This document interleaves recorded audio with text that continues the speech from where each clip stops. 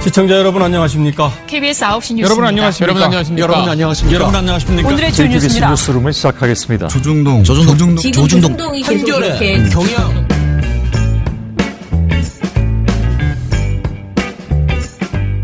민원연의 미디어 탈곡기 338화를 시작하겠습니다. 네, 안녕하세요. 저는 민원연의 김원경 사무처장입니다. 네, 활동가 이봉우입니다. 이정일입니다. 안 그래도 피곤한데 어제 또 늦게 이제 집에 들어갔거든요. 뭐 때문에? 다스베이다 때문에. 그런데 다스베이다가 세상에 기다려도 끝이 안 나는 거예요. 내 차례가 돼야 이제 이분이 끝나면 내 차례다 했어요. 근데 너무 안 끝내. 그래서 위에서 기다리는데 PD들도 다 너무 걱정을 하면서 김어준 씨가 이제 사인이 안 가는 거지. 끝내달라라고 계속 하는데도 끊임없이 재미있는 제 앞사람의 이야기에 빠져서 계속 얘기를 하다가 이제 끝이다 하고 마이크 저한테 내려가기 직전에 마이크를 주시거든요. PD들이. 네. 마이크 이렇게 줬다가 또 안 끝나서 또 주저앉아서 좀 이따 다시 주고 막 이걸 한 3번을 했어요. 거의 1시간을 내 앞사람이 한 거예요. 근데 그러고 나서 이제 내려갔어요. 이제 정말 끝났어요. 그 사람이 올라오셨어요. 그 손님이. 그래서 이렇게 내려갔는데 김원준 씨가 보통은 다른 사람이 내려가면 한 2, 3분 조금 수다를 떨고 다음 손님 그렇게 부르거든요. 근데 안 하고 또 자기가 그 1시간 동안 이야기한 거를 다시 재정리를 해가지고 자기 주장을 거기서 막 썰을 풀어요. 한 15분을 푼다? 그래가지고 사람들이 다 왜 저러나 그랬는데 네, 오늘 이걸로 마치겠습니다. 이러는 거예요. 그러니까 사람들이 제가 서 있는 걸 봤단 말이야. 그랬더니 막 그랬어요. 거기 관객들이 뭐야 막 그랬어. 그랬더니 안 돼 그런 사람도 막 나왔어. 그랬더니 왜? 그래서 내가 이제 그제서야 김원준 씨가 날 본 거야. 내 밑에서 서 있는 걸. 그래서 오늘 민원연 있었어? 그러는 거야. 그래갖고 아니 매주 하는데 왜 갑자기 까먹은? 나 집에 가서 잘라 그랬는데 막 그래. 막 너무 피곤한 거야. 자기도 너무 전력을 다해서 지금 썰을 풀었잖아. 그래서 클로징을 나 이제 집에 가서 잘라 그랬는데 그래서 다음 주에 하면 안 돼. 그래서 안 돼. 그랬더니 그럼 올라오라고. 그래서 다시 컴퓨터를 켜고 왜냐면 이미 접었어요? 그게 아니 본인이 이제 끝났다고 해서 맨 그거를 뭐죠? PPT 화면에서 나가버린 거야. 그래갖고 다시 찾아가지고 막 민원연을 눌렀어. 그래서 정말 힘들게 다시 시작을 했어요. 그래가지고 결국은 방송을 끝내고 집에 왔더니 정말 한 11시 15분 너무 지치는 거예요. 근데 원래 제 11시 15분에 집에 오는 거는 일도 아닌데 계속 어찌됐든 기다리고 어제 특히 되게 피곤한 날이었어요. 그래서 끝나고 나오는데 저의 그 패친 분께서 이제 이 페파이스 이후에 계속 패친이었던 분들 몇 분이 있는데 그분들이 이렇게 인사를 하면서 어디 아프냐고 너무 몸이 안 좋아 보인다고 저녁에 그러시는 거예요. 그래서 내가 제가 지금 그래요? 그랬더니 엄청 피곤해 보인다고 밥 먹을까요? 막 그러시는 거예요. 그러니까 그 시간에 이제 그래서 집에 가서 쉬는 게 낫다고 뭐 먹기 좀 그렇다고 그러고 왔는데 아무튼 굉장히 황당한 김어준 그러면서 계속 나는 못 들었거든요. 근데 뭐라고 혼자 이렇게 김어준 씨가 뭐라고 했어. 그래서 내가 뭐래? 그러고 이렇게 짝 째려봤다 그랬더니 앞에 있는 분들이 미안하대요. 그러는 거야. 앞에 있는 분들은 들은 거야. 나는 못 듣고 미안하다고 자꾸 그러잖아. 그래서 내가 짝 째려보고 그래서 어제 하긴 했는데 시간이 난 너무 관객들한테 미안하잖아요. 늦게 하니까. 그래서 마음이 너무 급해가지고 박대출 씨의 이 재미난 이야기는 못했습니다. 그래서 저희가 어제 또 오후에 과방위에 민원연의 미디어 탈곡기가 나왔다. 그런 소문이 있어가지고 국회까지 진출한 미디어 탈곡기. 이제 국회의원들도 듣습니다. 근데 팟빵순위는 왜 안 올라가는 거야? 국회의원이 들은 건 아닙니다. 그 비서관이 들었나요? 제가 보기에는 누군가가 문제는 자유한국당에서 나왔다는 거. 네, 어쨌든 간에 국회의원들 듣는 탈곡기. 팟빵순위는 왜 안 올라가는지 모르겠습니다. 좀 많이 들으세요. 자, 일단은 그래서 스크랩 마스터래 미디어 스크랩을 해보겠습니다. PD저널에서 낸 기사인데요. 방통위원장 몰아세운 한국당 관행대로 이사 추천이라는 제목의 기사입니다. 이게 보니까 어제 국회 과학기술정보방송통신위원회 소속 자유한국당 의원들이요. 전체 회의에서 이호성 방통위원장을 집중 공세했습니다. 그런데 참 공세는 우리가 해야 되는데 엉뚱한 들이 하고 있어요. 이제 요즘은 잘 듣고 계신 걸 알기 때문에 그냥 대놓고 말하겠는데 지금 님들이 공세할 처지가 아니야. 우리가 공세해야지. 이게 원래 공세 당하기 전에 먼저 공격을 해야 어처구니가 없습니다. 아유 정말. 공격이 최선의 수비다. 뭐 그런 말 있죠. 이들은 뭐라고 했냐면요. 박문진 이사 선임의 정치권의 개입이 있었다고 밝힌 부분을 두고 관행에 따른 정치권의 추천으로 문제가 없다라고 주장을 했습니다. 뭐 이 말은 맞아. 관행에 따른 정치권의 추천인 것은 뭐 있을 수 있습니다. 그러니까 한 것이죠. 그런데 문제는 이게 그 정치권의 추천이냐 압력이냐 압박이냐 뭐 이런 것이고 여기에 이제 이효성 위원장이 그냥 휘둘렸다는 것에 오히려 문제가 있는 거죠. 아무튼 박대출 자유한국당 의원이 이효성 위원장에게 박문진 이사 선임에 김성태 원내대표의 압박이 있었냐라고 물었더니 이효성 위원장이 사실상 시인이라고 돼 있는데 시인한 것은 아니다. 사실상 시인이라고 유추한 것이다라고 답을 했다고 합니다. 그런데 사실 우리 방송독립시민행동에서는 이효성 위원장 그 면담을 했었잖아요. 네네. 대표진들이. 네. 그때 당시에 이게 이제 사실상 시인한 것이다라고 이렇게 그렇게 봤었죠. 그래서 이제 면담 이후에 면담 내용을 공개하면서 보도들이 대부분 그렇게 나갔어요. 사실상 시인했다라고 했는데 여기에 대해서 이효성 위원장이나 방통위가 그렇지 않다. 시인한 거 아니다. 이런 또 논평을 내진 않았거든요. 입장을 내진 않았어요. 그러니까 이제 박대출 위원은 이효성 위원장에게 언론 노조의 왜곡에 대해서 어떻게 대처할 것이냐. 위원장 개인의 문제가 아니라 제1야당의 원내대표가 부당한 행위를 한 것처럼 보도된 것에 대해서 바로잡을 의지도 없는가라고 따져 물었습니다. 그러자 이효성 위원장이 왜곡이라고 할 수 있을지는 모르겠다. 방송독립 시민행동이 그렇게 이야기한 것이다. 굳이 문제 제기하고 싶지 않다라고 말을 했습니다. 네. 자, 아무튼 이 정도 수준으로 이 좀 약간 애매한 소리들을 이제 서로 했는데요. 네. 이런 여러 가지 이야기들 속에서 우리 이제 그 미디어 탈곡기 이야기가 나왔다는 거잖아요. 제가 이거는 기사에 지금 아직 없죠. 미디어 네. 탈곡기 나온 거는 네, 이제 그 제가 받은 바에 따르면요. 그 과방위에서 이제 미디어 탈곡기가 등장했다는 거죠. 그런데 박대출 의원이 이렇게 말했다고 합니다. 허욱 부위원장이 방심위에 강하게 심의하기를 요구한 만큼 이라는 말이 민원연 미디어 탈곡기 팟캐스트에 나왔다. 이 발언을 한 거예요. 방통위원이 방심위원에게 심의 요구할 자격이 있나? 직권남용한 거 아닌가? 방심위 심의에 개입한 행위가 되는데 이거에 대해 사실 확인해 주시고 조치 방안을 빠른 시기 안에 소명해서 자료를 제출해 주시기 바란다. 라고 이효성 위원장에게 말했다고 합니다. 박대출 의원이. 네. 그래서 이게 있어서 지금 많은 분들이 이제 여러 기자들이 민원연 미디어 탈곡기에서 도대체 무슨 말을 했길래 그러냐라고 막 이제 확인하는 그런 문자와 전화가 왔습니다. 저희가 찾아봤죠. 이 찾아본 것은 이제 이정일 PD가 열심히 찾아봤습니다. 본인이 제일 잘 아니까. 거기에서 우리가 뭐라고 했는지를 좀 들어볼게요. 미디어 탈곡기 333화. 간접간 거거나 아니면 다른 데서 협찬을 받은 다음에 교양에서 협찬받고 오락에서 받은 다음에 보도국에서 이거를 풀어주고 있는 것이라고 생각이 들거든요. 그러면 이거를 우리가 잡을 수 있는 방법이 없다고 했잖아요. 지금 현재로서. 그렇기 때문에 더더욱이 방심위가 강하게 이것을 왜 이렇게 광고 효과를 주느냐라고 강하게 때려줘야지 되는 사안이에요.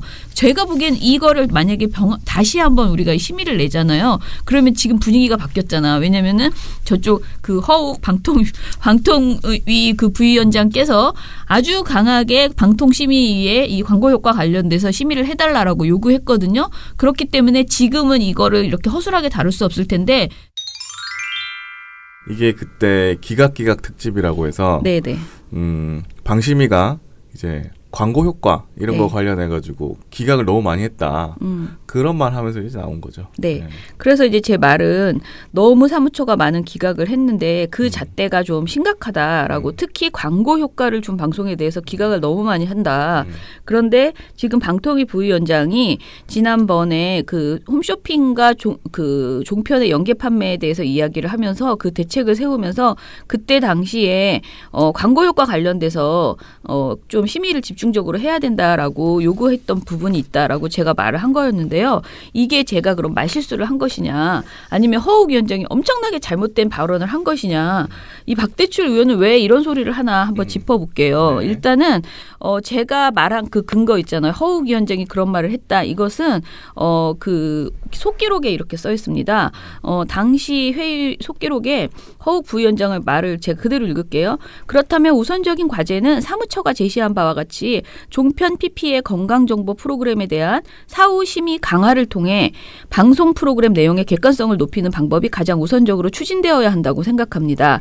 최근에 당심위의 디지털 성범죄를 집중 모니터링한 사례와 같이 정기적으로 종편 PP 프로그램을 납품업체에 대해서 광고 효과를 줄 수 있도록 제작했는지 아니면 효능을 과장한 표현이 있는지 이런 여부들을 중점적으로 사후 심의를 강화하도록 방심위에 협조를 요청해야 할 것입니다. 그리고 그 결과를 방통위에서도 공유해서 종편 PP의 재승인 심사에 적극 활용해야 할 것입니다. 라고 말하셨어요. 자, 그럼 이 말이 5명의 김석진 포함해서 5명의 모든 방통위원이 다 있는 자리에서 한 말이죠. 네. 당연히 유성 위원장도 있었고요. 회의에서 한 방통위 회의 전체 회의에서 한 말이죠. 네. 그래서 심지어 방통위는 보도자료를 냈죠. 그래서 그 지상파 종편 건강정보 프로그램 그 관련된 그 대책에 대한 보도자료를 내면서 방통위는 연계 편성으로 인한 시청자 피해를 예방하기 위해 방송통신심의위원회와 협의하여 지상파 종편의 건강정보 프로그램의 방송심의 위반 여부에 대한 모니터링을 강화할 예정이다. 라고 방통위가 발표를 한 바 있습니다. 그러니까 이것은 사실이에요. 제가 말한 게. 그러니까 광고 효과에 대해서 지금 부적절한 광고 효과를 내는 것이 있는지 적극적으로 심의해달라고 요청을 했습니다. 그런데 박대출 위원은 이것을 가지고 직권남용한 거 아니냐.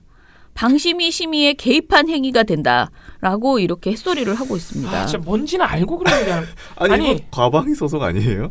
과방위 소송이 있긴 하죠. 제가 볼 때는 아무것도 모르는 것 같아요. 이런 회의 방통위 회의에서 이런 언급이 나왔다는 것과 그 사실조차 모르는 것 같고. 아니 과방위원이 몰라요? 네, 모를 것 같고.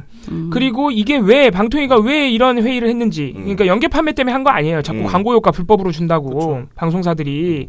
과연 그 문제도 알고 이 말을 한 건가. 제가 볼 때는 전혀 모르고 한 것 같습니다.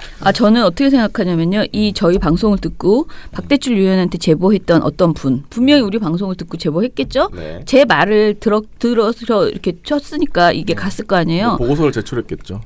그런데 문제는 제 말에서 그냥 그 부분만 듣고 연계 판매나 광고 효과나 그런 맥락을 하나도 좀 못 듣고 지금 보고를 하신 것 아닌가라는 저는 일단 그런 생각이 들었어요. 그렇죠. 그러니까 박대출 씨도 아무것도 모르는 거예요. 지금. 네네. 자, 그런데 이렇게 생각을 해봅시다.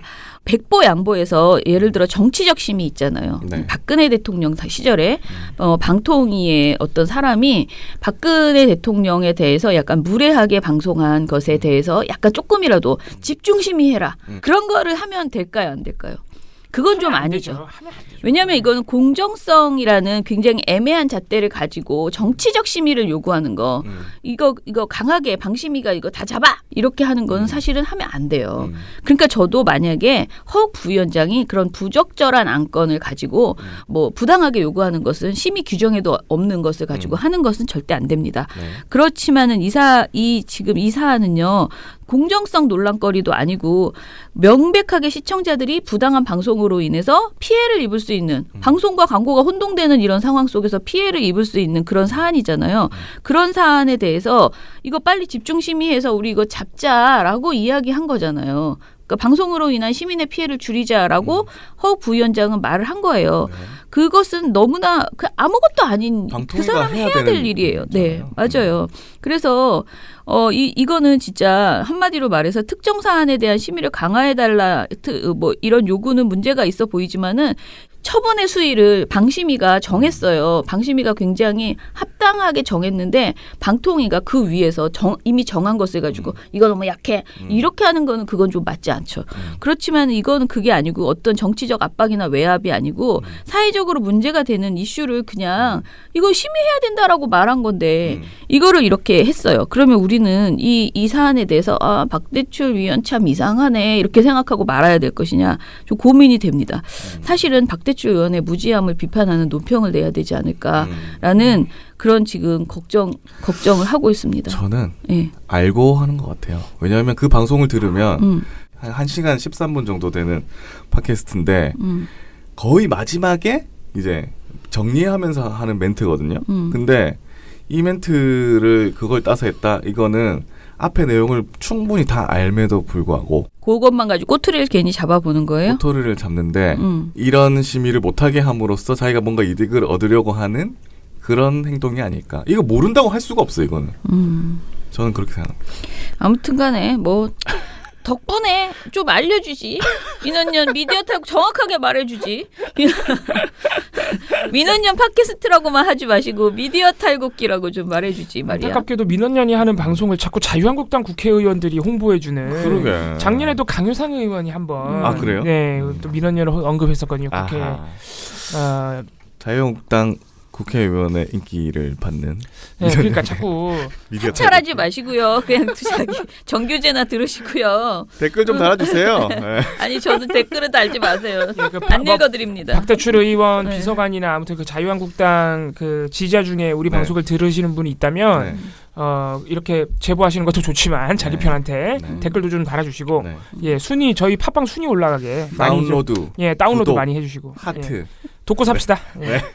자, 아무튼 간에 그런 일이 있었습니다. 바람이 불어오는 곳 민원연 회원캠프 그곳으로 가네 9월 8일 9일 그대의 머릿결 같은 회원 여러분 나무 아래로 지금 신청하세요.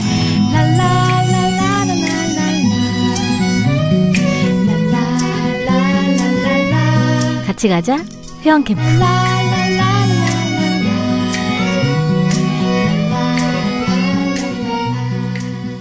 자, 그러면은 오늘은 시방이 이야기와 제가 또 너무 길어졌네요. 시방이 이야기와 사실은 종편 재미있는 내용들이 너무 많아서 그걸 좀 털어야 되는데 일단은 빨리 시방이 얘기부터 합시다. 지난 안건 14차 안건이었나요? 13차 안건에 대해서 저 결과가 어떻게 나왔는지 간단하게 짚어주세요. 13차 안건 채널A 정치데스크 8월 8일 방송이고요. 네.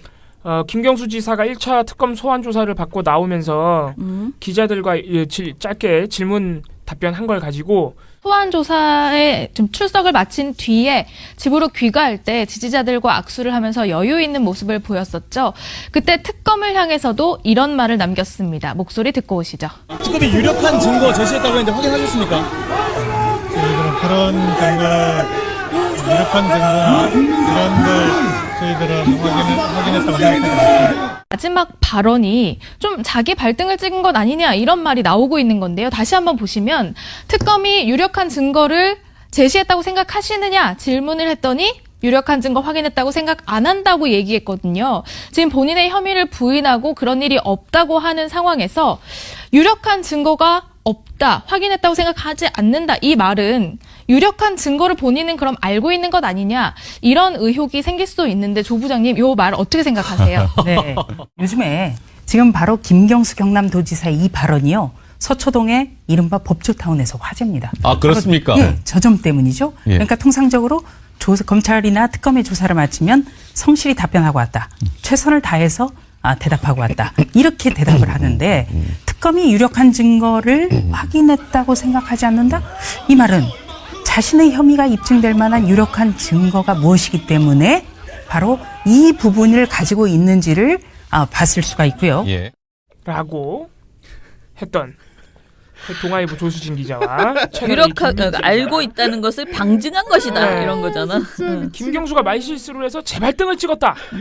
이분들 이 조수진 기자, 김민지 기자 그리고 안영환 씨는 지금 특검이 수사 연장도 안 했거든요. 그만큼 나올 게 없는 거고 심지어 특검이 드루킹 일당이 진술을 조작하기로 했던 그 정황, 그 녹음 파일을 미리 알고 있었던 걸로 드러났어요. 그 바카스 값도 아까운 사람들이야. 네. 바카스 사다 먹는다고. 나 정말 바카스 좋아하는 나로서는 참 바카스 값이 아까워. 아니 그러니까 지금 오히려 지금 특검이 그 신빙성 자체가 굉장히 흔들리고 있거든요. 물론 다 끝났지만. 그러니까 애초부터 드루킹 진술의 일부가 중요한 그 총영사 관련한 일부가 그 뭐 100만 원 피자 돌렸다 뭐시 그거. 그게 조작한 정황이라는 걸 이미 알고 있으면서도 지금까지 수사를 진행했다? 이것 때문에 지금 굉장히 신빙성이 흔들리는 상황인데 네. 김경수가 유력한 증거가 뭔지 알고 있다고 주장했던 이 채널A 동아일보 기자들은 지금 뭐라고 생각하지 진짜 상당히 궁금합니다. 진짜. 네. 네. 그럼 뭐 또 그러겠죠. 저기 자유한국당 얘기한 것처럼 정권의 압박에 못 이겨. 그건 정치인들은 그렇게 얘기할 수 있는데 기자들이면 진짜 부끄러운 줄 알아야 돼요. 지금 이런 상황에서. 네, 아무튼 간에 이 안건에 대해서 1568명의 시민 여러분들이 참여를 해주셨고요. 많이 참여하셨죠. 이번에 역시 거의 100%가 법정 제재입니다. 프로그램 중지 수정 정정이 66%, 관계자 징계가 24%, 경고 8%, 주의 2%인데 권고, 행정제재인 권고 6명, 의견 제시 3명이고요.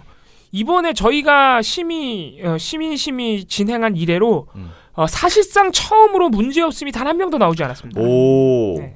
우리가 지금까지 13차 안건까지 했는데 1차 안건에서만 문제없음이 한 명도 없었고요. 네. 그 이후로는 처음으로 13차에서 문제없음이 안 나온 거예요.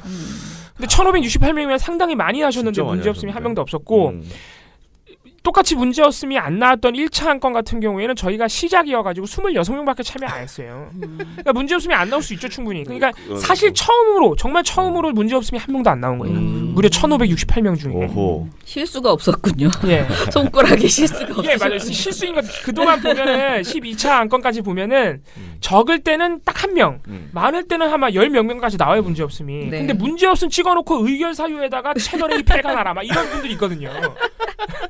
이런 거짓말하는 보도는 당장 폐지되어야 한다. 막 의결 사유와 실제 의결이 완전히 다른 경우가 있습니다. 실수가 몇 분이 있으신 거죠. 근데 이번엔 정말 그러니까 그만큼 시민 여러분들이 이 보도에 대해서 상당히 화가 많이 나고 시민을 열심히 하신 거죠. 실수가 없을 정도로. 예. 그래서 참 그 부분이 문제였음이 단 한 명도 없었다는 부분이 눈에 띄었고요. 역시 의결 사유는 김경수 지사를 무리하게 범죄자로 낙인 찍었다는 점, 사실관계 여부, 그리고 또 하나 말장난했다는 점을 상당히 많이 지적하셨더라고요. 그러니까 이거는 김경수 지사 낙인이고 뭐고 객관성이고 뭐고 왜 보도에서 말장난을 하냐 이거예요. 예. 그래서 의결 사유 보면은 김민지 기자의 말장난과 이를 받아준 조수진 기자의 비논리와 비상식은 시청자들로 하여금 오해를 불러일으킬 수 있다. 이런 보도를 낸 채널A는 승인 취소해야 한다. 고 하셨고 이건 이제 말장난 지적하신 거고 이제 객관성 부분 출연자들이 자의적으로 김 지사를 범죄자로 결론을 낸 채 보도를 하고 있다. 기자가 원하는 답변을 유도하고 조수진 기자가 그 답변을 해주면서 시청자는 왜곡된 정보만 보게 됐다. 이렇게 비판을 해주셨습니다. 의견 사유를 볼 때마다 제가 진짜 지금 방통심의위에 심의를 제가 굉장히 많이 넣었거든요, 정말. 그 결과를 볼 때 이런 의결 사유가 나온 걸 본 적이 없어요. 정말. 그래서 이거 그러면 심의 올렸는데 결론이 어떻게 날까요? 그러니까요. 지금 우리가 는 13개의 심의가 아직 결과가 잘 안 나오고 있어서 참 안타까운데 아무튼 간에 이런 의결 사유를 실제 방심위에서도 좀 볼 수 있었으면 좋겠습니다. 실제로 제재가 나와도요. 기각이나 문제없음이 아니어도 이렇게 구체적으로 딱 찝어서 문제점을 잘 지적을 안 하고 두루뭉술하게 하거든요. 그래요? 네. 아무튼 이런 의결 사유가 좀 나왔으면 하는 바람이고요. 이번에 저희가 제13조 대담 토론 프로그램, 제14조 객관성, 제23조 범죄 사건의 보도 등 이렇게 3개의 조항을 제시해 드렸고요. 사실 채널A가 김경수 지사에 대해서 보도 및 대담을 하고 있는 최근의 방송 행태는 제13조 대담 토론 프로그램의 모든 조항 내용과 다 위배됩니다. 그래서 사실 지난 12차 안건도 김경수 지사 관련해서 뭐 개선 장군 같다 뭐 이거였어요. 맞아요. 그때 가장 많은 시민 여러분들이 바로 13조 대담 토론 프로그램을 적용하셨어요. 왜냐하면은 미리 결론 내린 채 보도하지 마라. 그리고 다양한 의견을 가진 사람의 출연을 보장하라. 그리고 유도 질문하지 마라. 이런 조항이거든요. 제13조가. 근데 전부 어긋나죠. 예. 단 하나도 마치 채널A의 최근 방송을 위해서 만든 조항 같은 그런 느낌이 들 정도예요. 일부러 모든 조항을 다 어기려고 만든 방송 같은. 그렇죠. 거꾸로 보면 그런 거죠. 예. 그래서 지난 안건에서는 제13조 대담 토론 프로그램이 가장 많은 시민들이 적용을 하셨는데 이번에는 이게 말장난이 너무 심하다 보니까 제14조 객관성을 많이 하셨습니다. 예. 말장난이라는 부분에 더 집중을 하신 것 같아요. 그래서 제14조 객관성 92%, 제13조 대담 토론 프로그램 82%, 범죄 사건의 보도는 72% 이렇게 나왔습니다. 범죄 사건의 보도도 사실 정면으로 위반한 조항인데 이거는 아직 조사가 진행 중인 사건에 대해서 피의자의 혐의 사실을 함부로 전제하지 말라 이런 조항이거든요. 네, 근데 이제 이것보다는 보도 프로그램이라는 방송의 성격과 직결되는 조항들 바로 제13조 14조 이 부분에 역시 시민 여러분들이 많이 집중을 하고 계십니다. 13차 안건은 이렇게 됐고 14차 안건도 상정이 됐는데 저희가 사실 이거는 우리 누구지? 동준 씨가 이미 했던 거예요. 보고서죠. 그래서 아마 길게 얘기 안 해도 될 텐데 갤럭시 노트 9이 공개됐습니다. 노트의 상징이라고 할 수 있는 S펜이 블루투스가 탑재돼 리모컨 기능을 하고 메모리 용량이 대폭 늘었습니다. 노트 9이 부진에 빠진 삼성전자의 스마트폰 사업을 구해줄지가 관심입니다. 삼성전자가 새로운 스마트폰을 내놨습니다. 이 펜 하나만으로 다양한 기능을 실행할 수 있고 배터리 용량도 훨씬 커졌다고 하는데요. 삼성전자가 새 스마트폰 갤럭시 노트 9을 전격 공개했습니다. 블루투스 기능을 장착한 펜이 요술 펜으로 등장했는데 셀카를 찍을 수 있고 음악도 재생할 수 있다고 합니다. TV조선 채널A, MBN 이 3사가 낸 것에 대해서 지금 상정을 했어요. 그래서 지금 저희 홈페이지에 굉장히 영상을 잘 만들어서 조금 길긴 하죠. 왜냐하면 3사의 뉴스를 섞어가지고 하다 보니까. 그런데 진짜 똑같아도 너무 똑같다라는 생각이 들게 그 3사의 우리가 길게 말할 필요가 없어. 그냥 영상 보세요. 민원연 영상을 보시면 아 놀랐구나라고 생각하실 겁니다. 삼성 신제품 스마트폰을 홍보하기 위해서 종편 3사가 진짜 거의 뭐 바지를 벗었다. 메인 뉴스에서. 저녁 종합 뉴스에서. 그런데 제가 더 충격적인 얘기를 할게요. 제가 이제 사실 나은 씨의 보고서 우리 저번에 우리 주성치 때 했던 거에 광고 효과 얘기했잖아요. 그때 당시에 제가 보고서에서는 사실 그때 뚜레쥬르에서 하는 빵 그다음에 이거 농협 모구촌 고기 자판기. 그거 이제 기각됐다는 얘기 했잖아요. 그런데 그때 되게 어설프게 그냥 이 얘기를 안 하고 지나갔는데 제가 다시 확인을 했어요. 그랬더니 갤럭시 노트 8을 8월 24일 작년에 공개를 했었는데 똑같은 시기에 신제품이 나왔거든. 그때 당시에 KBS 뉴스9는 심지어 뉴스9은 2개나 보도를 했어요. 갤럭시 노트 8 공개 성공적 부활. 또 하나 제목은 다재다능 차기 스마트폰. MBC 제목 신제품 출시 경쟁 가을 전쟁 후군. SBS 제목 돌아온 갤노트 하반기 격돌 예고. 그다음에 TV조선 제목 노트 7은 잊어라 베일 벗은 노트 8. 채널A 제목 2개의 눈 달고 노트가 왔다. 그다음에 MBN 제목 듀얼 카메라 첫 탑재. 이렇게 7개 방송사가 모두 다 같은 날 8월 24일 날 전부 노트 8을 광고를 했단 말이에요. 이건 정말 명백한 광고예요. 이때 당시에는 요번에는 이 펜으로 뭐 했다. 요게 굉장히 화제였잖아요. 그때 요번 모든 3사의 방송은 그건데 이 당시의 방송은 전부 다 듀얼 카메라를 장착했다. 이걸 엄청나게 자랑을 했어요. 그리고 뭐 지금이랑 똑같아요. 돈이 얼마다 뭐 어쩌고 저쩌고 뭐 비슷비슷한 인터뷰 한 사람들 다 이제 담고 이렇게 했는데 이거를요, 저희가 7개 방송사를 다 심의를 냈는데 7개가 동시에 다 기각이 된 거예요. 대박. 그죠? 소름. 대박이죠. 저는 왜 이거를 우리가 기각 보고서에서 얘기를 안 했는지. 너무 어처구니가 없는 거야. 7개가 다 기각이 됐어. 게다가 기각될 거예요. 2개의 눈 달고 노트가 왔다. 이거 얼마나 웃겨. 이런 제목을 어떻게 쓸 수가 있어. 이게 광고지. 근데 이 모든 게 다 기각이 됐었다는 거예요. 그러면은 저는 진짜 정말 방심이 징계받아야 된다. 이 기각시킨 사람들. 이거는 돈을 삼성한테 받지 않고서 어떻게 이렇게 할 수가 있느냐. 명백한 광고 효과인데. 네, 그런 생각이 들고요. 그래서 저는 이번에 심의를 내면서 이거 시방위를 올리면서 아예 설마 그래도 한두 개는 올라갔겠지. 상정됐다가 문제없음이 됐거나 했겠지 했는데 전체 기각이 전에 있었다는 사실을 알고. 아, 그러면 사무처에서 아예 그냥 기각이면 사무처에서 짠 거예요. 야. 테이블에 올리지도 않은 거예요. 네, 테이블에 안 올라간 거예요. 그러니까 이번 근데 제가 볼 때는 물론 이거 작년에 노트 8 나왔을 때도 심각하지만은 네. 사실 제가 볼 때는 이번 TV조선 채널의 MBN보다 훨씬 더 심해요. 아, 그래요? 왜냐면은 작년에 보면은 물론 실사가 다 냈다는 게 충격적이고 KBS는 2건이나 냈다. 이 진짜 창피한 줄 알아야 됩니다. 공영방송이. 세상에. 예. 물론 그런 면에서 좀 더 규모가 크긴 한데 이때 당시엔 조금 더 그나마 지금보다 조금 나은 점이 뭐냐. 특히 MBC, SBS 같은 경우에는 물론 삼성 스마트폰이 LG도 나왔어요. 그때. 삼성 스마트폰 새로 나왔다는 얘기도 하지만은 LG도 나왔고 아이폰도 나왔다. 그래서 지금 전쟁이다. 올해 하반기 이 스마트폰 시장 경쟁에 굉장히 후끈 달아올랐다. 보도 제목도 보면 MBC하고 SBS는 거기에 초점을 맞췄어요. 근데 문제는 이제 KBS, TV조선 다른 방송사들이 이제 문제인데 걔네들은 이제 좀 더 홍보 내용도 많고 하지만 걔네들 역시 LG와 아이폰을 언급해요. 그러니까 그런 부분에서 조금 차이가 있고 근데 이번에 올린 안건 보시면 알겠지만은 그런 거 없습니다. 이번에 그냥 오로지 단독이에요. 삼성이야. 오로지. 왜냐면 삼성만 나왔잖아 핸드폰. 오로지 삼성이야. 그냥 오로지 삼성만 칭찬해주고 삼성 배터리 용량이 얼마나 늘었느니 정말 난리도 이런 난리가 아니에요. 정말. 아니 너무 신기한 게 세상에 수많은 신제품이 쏟아져 나오고 해마다 심지어 핸드폰 회사도 우리나라는 삼성 말고 하나가 더 있는데 다른 회사 거 신제품을 홍보해 주시는 거 봤습니까?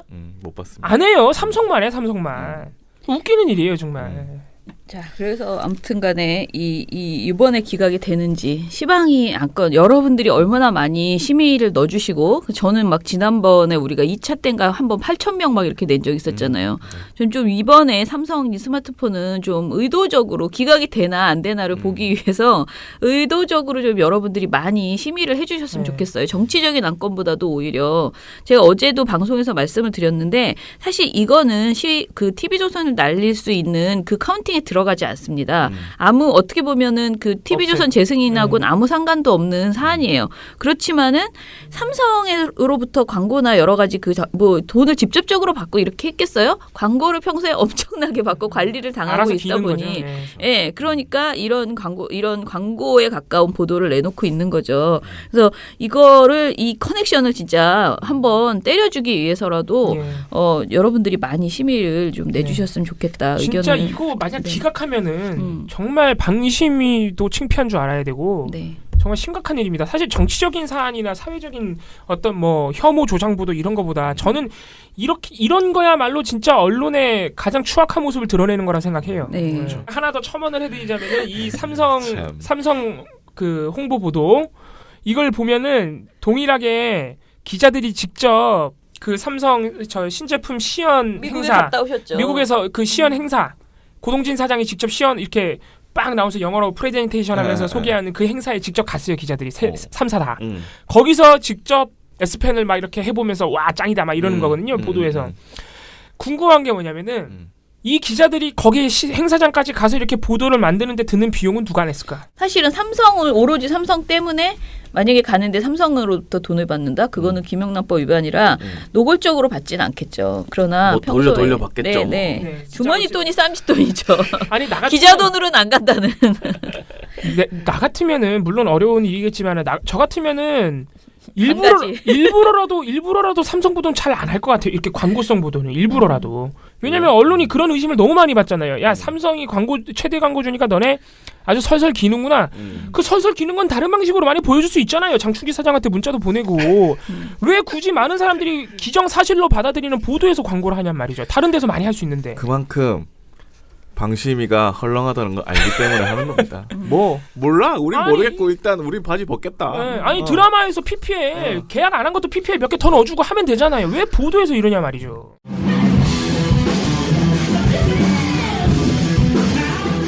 안녕하세요. 활동가 이봉우입니다. 여러분께서는 지금 나쁜 언론 지적하고 좋은 언론 칭찬하는 민원연의 미디어 탈곡기를 듣고 계십니다.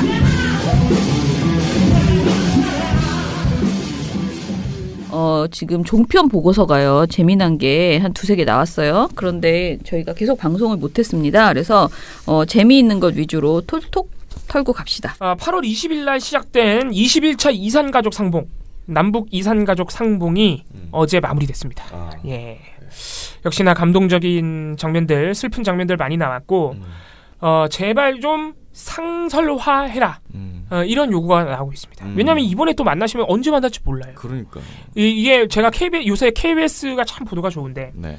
KBS 보도에서 봤는데 이렇게 한번 상봉을 극적으로 한 다음에 돌아가신 다음에 계속 못 만나잖아요. 네. 오히려 심리적 타격과 상처가 더 깊다 그러더라고요. 네. 그래서 오히려 더 그리움이 깊어지는 거예요. 한번 봤는데.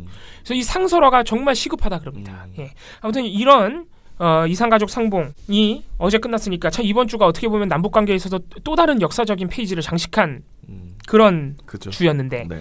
이 이산가족 상봉이 시작된 8월 20일 날 TV조선과 채널A가 뭘 보도했느냐. 북한에서 두발 단속, 미니스커트 단속을 하고 있다. 이걸 방송했습니다. 길게. 뜬금없이. 웃기죠?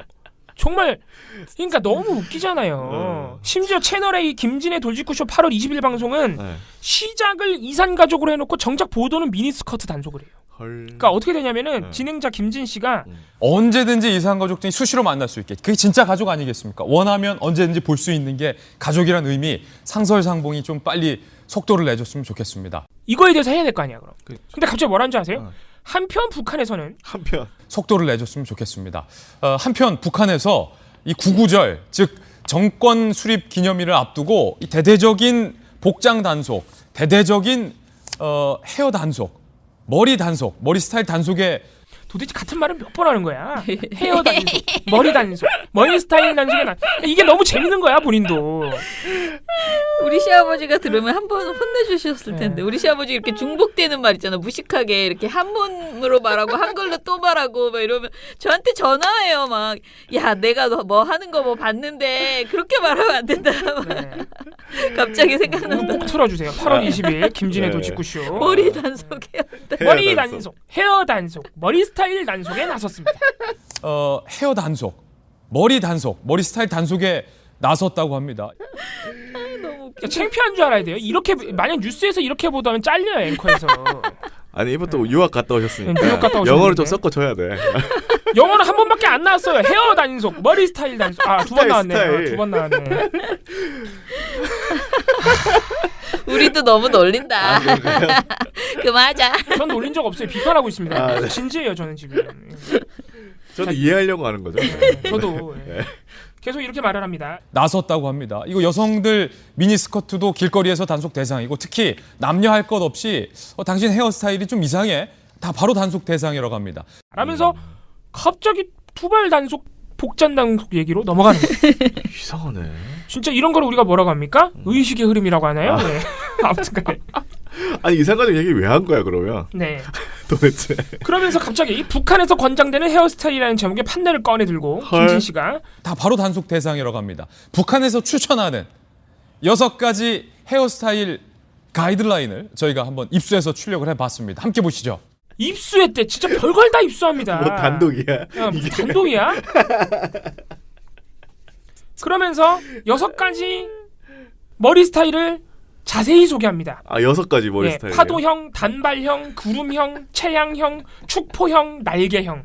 축포형. 이게 실제로 북한에서 유행하는 머리 스타일이에요. 이름을 붙여놓은 거야. 말을 내가 어떻게 그림으로 보여줄 수가 없네. 그러면서 이 머리 스타일을 김진 씨와 출연자들이 아주 상세히 솔직히 말하면 조롱하면서 소개하기 시작하는데 뭐 이런 식이에요. 김진 씨가 먼저 운을 띄웁니다. 북한에서 권장되는 헤어스타일. 이런 게 국가주의 아니겠어요? 그러자 패널들이 일제히 웃음을 터뜨리고 국가가 헤어스타일까지 규정하는 거.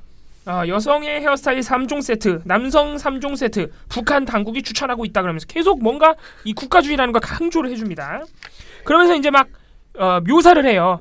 첫 번째, 여성들의 헤어스타일 3종 세트와 남성들의 헤어스타일 3종 세트를 북한 당국이 추천하고 있어요. 첫 번째는 파도형. 바람직하다. 파도형. 쉽게 말하면 뭐 웨이브 머리 아니겠어요? 우리 남한에서도 우리 어머님들이 사실 자주 하시는 머리가 이 웨이브 머리예요. 파도형.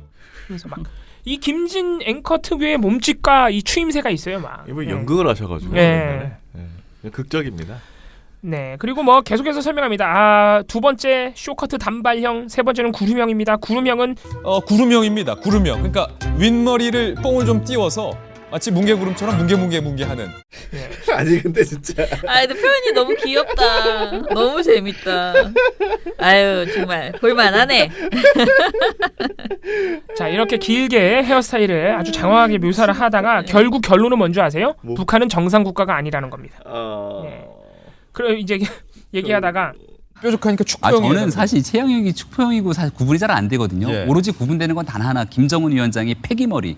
이거 하나 정도는 구분이 될 수 있는 것 같은데 9월 9일 북한의 정권 수립 기념일을 맞아서 반사회주의적인 요소들을 차단하겠다 이런 시도인 것 같습니다. 예. 그러니까 자본주의 날라리풍이라 해서 우리가 왜 대한민국에 있는 여러 가지 문화들이 들어가고 있는 것들도 이 재동을 건다라고 얘기를 하지 않았습니까? 근데 바로 얼마 전까지만 하더라도 우리가 이 4월 평양 공연에서 봄이 온다라고 하는 공연에 레드벨벳의 빨간맛 공연하면서 여러 가지 머리들 다 봤잖아요.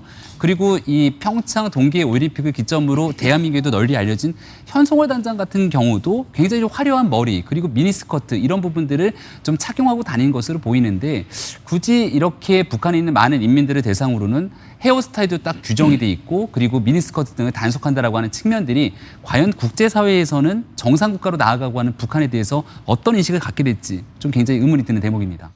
네. 그 결론을 내리기 위해서. 예.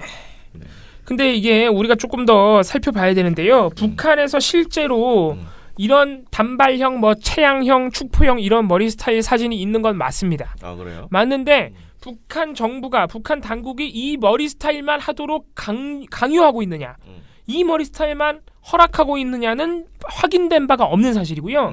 그리고 채널A 김진 앵커가 우리가 머리 스타일 북한에서 규정하는 머리 스타일을 입수해서 한번 살펴보겠습니다 했잖아요. 이게 입수를 한 게 아니라요. 이게 작년 4월부터 이미 나온 사진이에요. 아 그래요? 지금 입수한 게 아니라고요. 작년 4월에 핀란드 기자 한 명이 북한에 입국을 해서 이것저것 취재를 하다가 미용실에 들어갔어요, 이 사람이. 미용실에 원래 우리나라도 그렇죠. 미용실에 최신 헤어스타일이 막 사진으로 걸려 있잖아요. 그죠. 이름도 붙어 있고. 그거예요. 미용실 이렇게 벽에 걸려져 있는 최신 유행 머리 스타일. 뭐 모델들 우리도. 네, 모델들이 이렇게 하고 있는 거. 실제로 채널A가 보여준 사진도 모델들 사진이에요. 그 있잖아 무슨 클럽 여기 가보면 1번, 2번, 3번, 4번 이렇게 써요. 그거예요. 남자애들이 3번으로 해주세요 막 이렇게 하잖아. 그래서 핀란드 기자가 작년 4월에 그걸 사진을 찍어서 재밌으니까 자기 SNS에 올렸어요. 야, 북한에서는 요새 이런 머리가 유행이다. 근데 그러면서 이 핀란드 기자가 그 SNS에 뭐라고 썼냐면 근데 북한 정부에서 이 머리만 규정하는 것 같다라고 썼어요. 그래서 심지어 작년 4월에 이게 보도가 많이 됐어요. 우리 언론에서도. 그러니까 채널A가 지금 처음 하는 것처럼 거짓말하고 있는데 이미 작년 4월에 막 외신도 하고 난리가 났었다고 이미. 아니 저기 시대에 좀 뒤떨어졌네. 네, 뒤떨어졌어.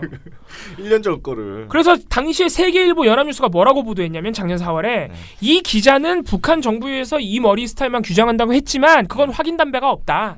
그냥 미용실에서 유행하는 머리를 이렇게 홍보차 걸었을 가능성이 크다라고 보도가 됐어요. 작년 4월에. 그냥 디스플레이 해놓은 거겠죠. 네.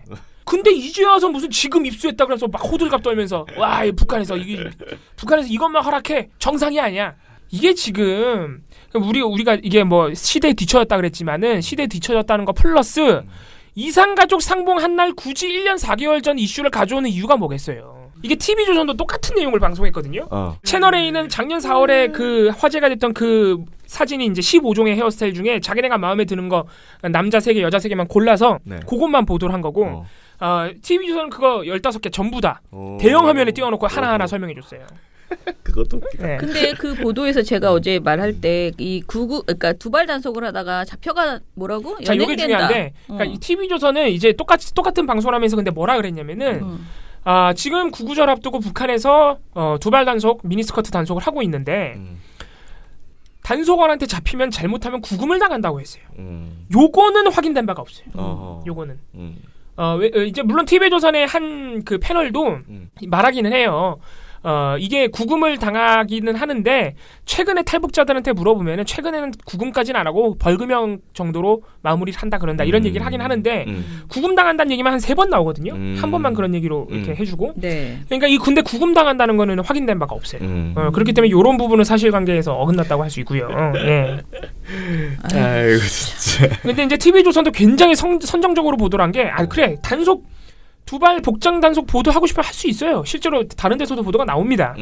할 수는 있는데 이걸 굳이 어떻게 보도하냐면은 리설주가 처음으로 바지를 입었다. 근데 북한에서는 원래 여자들한테 바지를 못 입게 한다. 그래서 원래 바지 입는 거는 복장 단속에 걸리는 건데 리설주가 최근에 바지를 입고 나왔다. 막 이런 식으로 보도를 하면서 영상을 하나 만들어요.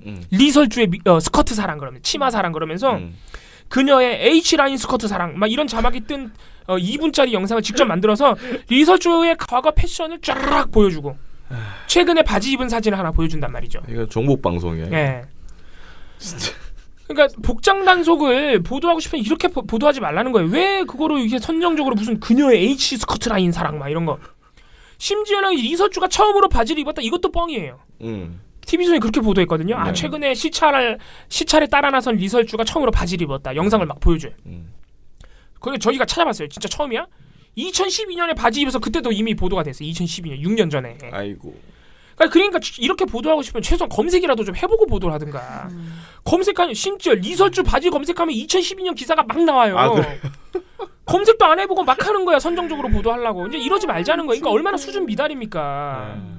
예, 거짓말도 진짜 수준 낮은 거짓말을 치고 있다. 예, 그것도 선정적 아니 뭐 특별한 정치적인 선동을 하기 위한 것도 아니에요. 그냥 북한을 선정적으로 조롱하려고. 예, 정말 수준 떨어진다. 다 폐간해야 된다. 이런 결론밖에 안 나옵니다. 예. 그러게 말입니다. 그래서 아무튼 저는 북한 얘기 진짜 북한 얘기하면서 먹고 사는구나 종편이 그거는 어떻게 보면 두 개의 굵직한 종북몰이와 이 북한에 대한 조롱 이걸로 먹고 사는 방송사다라는 것을 요즘 다시 한번 보여주는 것 같아요.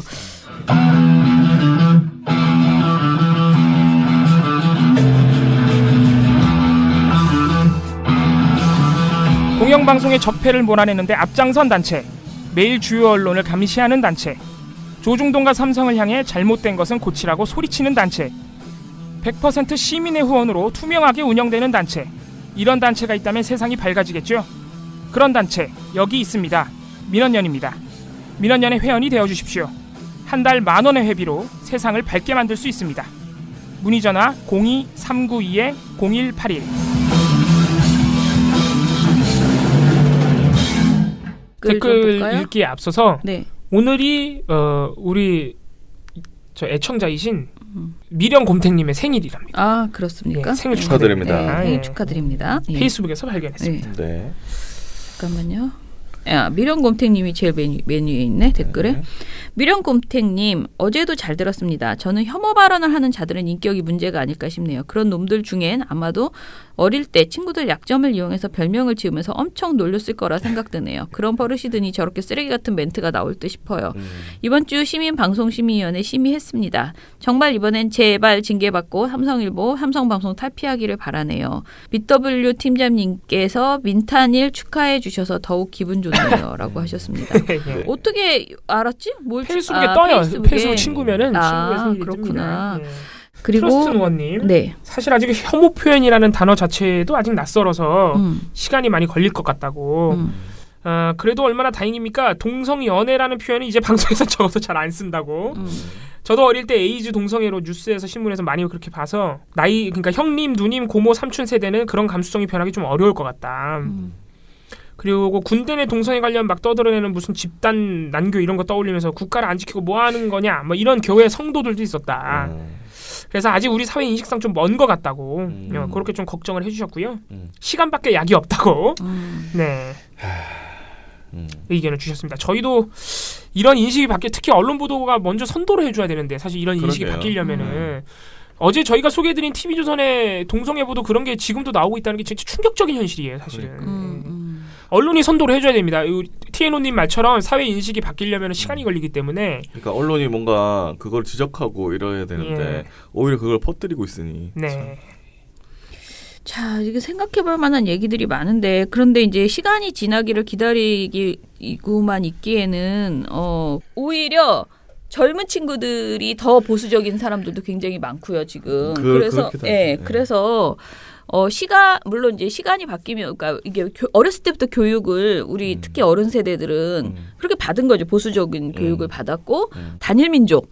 그 다음에 뭔가 우리 순수한 어떤 그런 것에 대한 내용 주제 뭐라 그러 일방적인 그런 저는 주입식 교육을 받았다고 생각을 해요. 그렇죠. 그런데 뭐 단일 민족 자체가 네. 그리고 뭐 순결 뭐 몇 가지 정해져 있어요. 그런데 그런 것들을 완전히 그야말로 계속 우리가 말하는 패러다임을 바꾸는 이런 것을 언론이 계속 주지 않으면요, 전 시간이 가도 해결이 안 되는 문제다. 언론이 선도해야 돼요. 언론이. 그러니까 저는 시간의 문제는 아니라고 생각을 하는데 계속 논쟁을 통해서 어른들하고도 계속 소통을 하면서 어른이나 남자들, 제가 말하는 주로 이제 남자들과의 어떤 그 보수적인 남자들과 뭐 한남 이런 식으로 막 일방적으로 몰아가잖아요.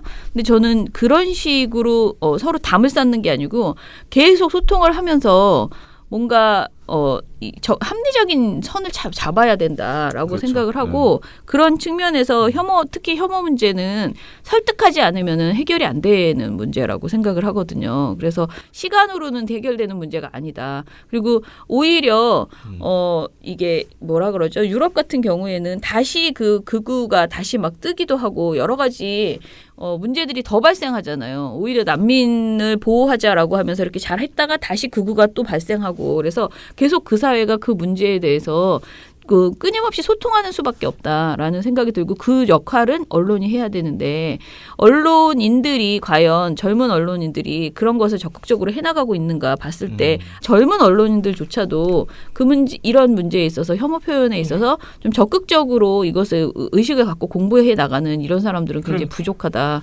어제 저희가 소개해드린 TV조선의 동성애 혐오 보도도 다 엄청 젊은 기자들이 한 거예요. 맞아요. 네, 저는 아무튼 그렇다고 생각을 합니다. 네. 자, 그러면은 오늘 방송 이것으로 마무리를 하고요. 내일은 주성치로 다시 찾아뵙겠습니다. 민원연의 미디어 탈곡기는 내일도 열심히 털어드리겠습니다. 탈탈탈. 안녕. 네, 오늘 뉴스데스크 마치겠습니다. 청년에게 꿈과 희망을 채널 A가 함께합니다. 시청해주셔서 뉴스 오늘 순서 모두 마치겠습니다. SBS는 앞으로도 내일 끝까지 뵙겠습니다. 파헤치겠습니다. 오늘 8시 모두 뉴스 여기서 마치겠습니다. 마치겠습니다. 시청해주셔서 고맙습니다. 뉴스팔 여기서 마치겠습니다. 저희들은 내일도 최선을 다하겠습니다. 여러분 고맙습니다. 탈탈탈. 안녕.